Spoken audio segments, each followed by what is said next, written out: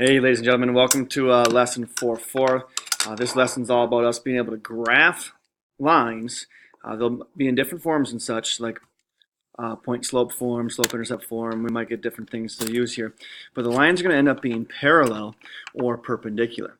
And there's some things that we need to take note of for this to make some sense here. So a big idea for us to start with. Lines that have this in the same plane that never intersect are called parallel lines, something we already knew. Parallel lines have the same slope. So we should probably already know that, but making that connection happen for us. So that means the M is going to be the same for these things. In example number 1, what we're going to do is we're going to take the information that's been provided to us. We're going to write an equation, slope-intercept form, for the line that passes through this point, which is our x and our y, and is parallel to the graph of y equals 1/2 x minus 7. So the piece of information that we're going to steal from this equation is just the slope. Because we know the slope is the same, we're going to be able to use this as my m, and then these 2 points, or these two x and y, the 1 point, sorry, we'll use to make this work out. So we have a slope and we have a point, so it'd be best if we used point slope form because we've been given those things.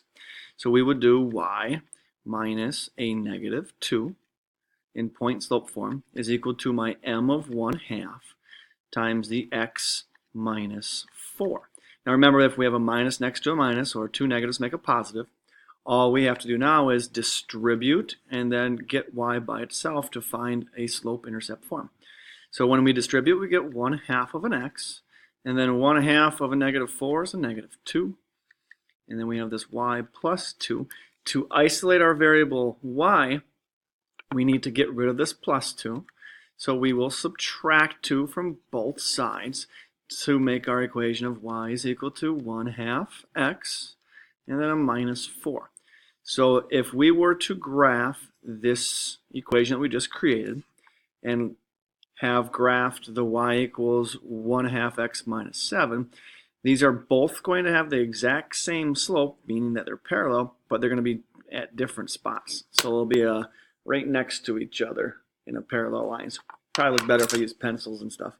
So they'd be parallel. Oh, yeah, almost. There we go.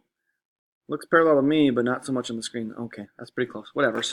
So parallel, they'd be on different spots. They'd be shifting up or down on the y-axis. All right, so here's another key concept for us. The big idea here is that we're talking about things that are perpendicular. Ooh, don't move that too quick. Perpendicular is going to have a different slope, and the slope is going to be something very, very specific. They're going to have opposite reciprocals for their slope. So if the slope of one line is 3, the opposite reciprocal of that would be 1/3. So it went from positive to negative, and then we just took that 3 and flipped it over to make it a 1/3. So what we are going to do in example number 2 is we're going to use that idea to, again, solve our problem. So we have to write an equation in slope-intercept form for the line that passes through 4, -1, that's my x and my y, and is perpendicular to the graph of here. So for us to make this work, we first need to put this into slope-intercept form. So that right now it's in standard form. We need to figure out what the slope is so that we can change it to be what we need it to be, which is the opposite reciprocal of whatever it is. So we're going to first calculate that, and then we'll go ahead and use the information just like we did on the previous problem. So we're going to solve for y. So we have a 7x minus 2y is equal to 3. Now when I say that we're solving for y, I mean that because we need to have it in slope-intercept form, which is a y equals. So we're going to move stuff to the other side. So we're going to subtract 7x's from both sides, and we get ourselves left with a negative 2y is equal to a negative 7x and then a positive 3. Now I'm going to scroll down a little bit more here. And what we need to do next is to take and solve for y. So if we solve for y, we're going to get rid of this times a negative 2 and divide by a negative 2. Now this is a little bit more of a gross problem because the numbers aren't so nice, but we're going to end up with the equation of y is equal to a 7/2x plus, I'm sorry, not plus, but a minus, I got too fast there, a minus 3 over 2. So this is the original equation.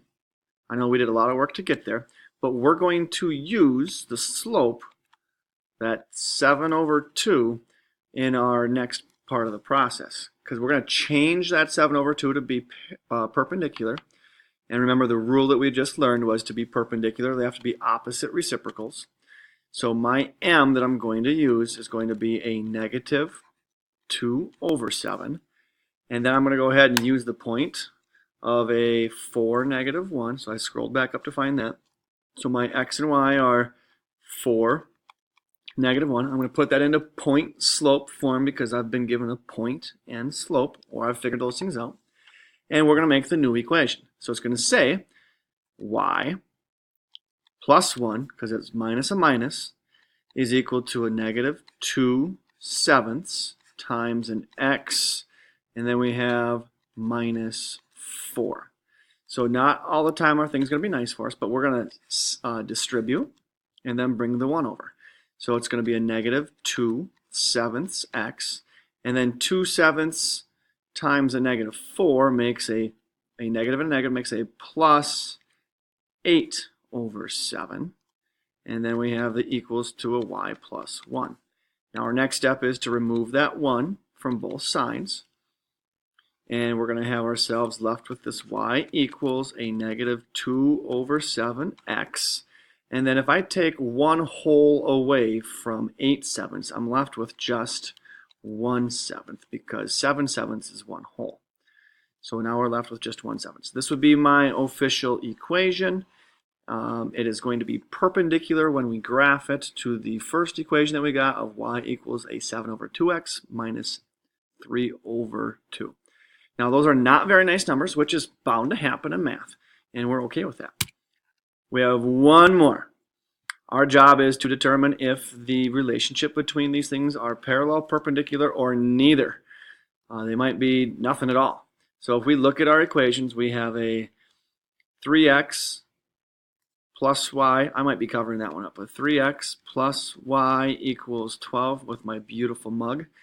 We have a y equals 1/3 x plus 2, and then we have a 2x minus 6y is equal to a negative 5. Now the process here would be to make them all into slope-intercept form, and then all we got to do is check to see if their slopes are the same or different. So let's check this out. I'm going to start with the farthest left one. We're going to solve for y. So we go minus 2x minus 2x. We're left with a negative 6y is equal to a negative 2x and minus 5. Then we divide by a negative 6, divide by a negative 6, divide by a negative 6. And then we're going to be left with y is equal to, this simplifies to a positive 1/3, and then plus 5 over 6, because negative and negative make it a positive. So that's one of my equations. Oh, that's an ugly looking box. I didn't do a very good job of getting around it. All right, now we're going to go minus 3x on the next equation from both sides so we can solve for y. We're left with y is equal to a negative 3x and then a plus 12. And that's my second one in slope-intercept form. And this one's already in slope-intercept form. So if we look at these things, these two lines are going to be perpendicular to each other because they're opposite reciprocals. Oh, in fact, check it out. These two are also going to be perpendicular to each other. And then if you look at the my farthest ones, I have the same, oh, I need an x there, the same slope for here and here. So these two lines are going to be parallel to each other. And that's the relationships that we have. This one's perpendicular to the other two, and then these two, the farthest ones on the outside, are parallel to each other. All right, folks, that's how this works out. We're just trying to find out if things are parallel or perpendicular, and it's kind of cool information. So if we use the things that we already know, math sometimes gets easier. Let me know if you have any questions, folks. This is what your assignment's going to be. Check it out. All right, this is the Burma Nation, signing off.